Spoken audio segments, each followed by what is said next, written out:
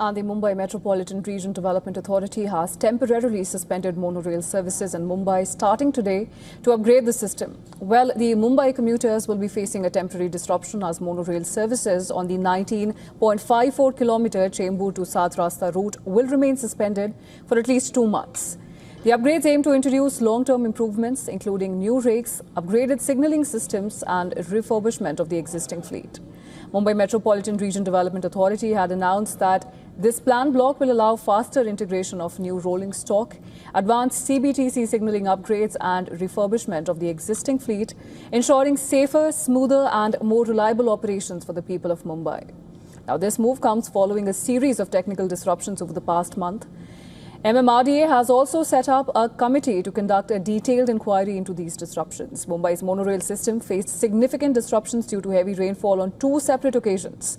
On September 15th, a rail stalled on a curve between 2 stations, requiring the rescue of 17 stranded passengers. And earlier on August 19th, torrential rain caused widespread disruptions, including 2 monorail trains breaking down at Mysore Colony and Antwerp Hill, necessitating the rescue of over 1,148 passengers. And for more details, our principal correspondent Disha Shah shares this report. Listen in. Starting today, for the period of next 2 to 3 months, all the monorail services in India's financial capital city, Mumbai, will be temporarily suspended.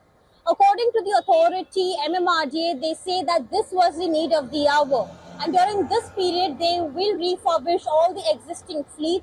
They will also upgrade all the signalling system across monorail services.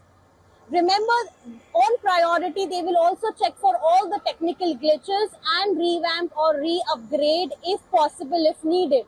Because in the past 1 month alone, passengers had to face a lot of inconvenience due to the different technical glitches and snags that were reported across all the monorail services in Mumbai.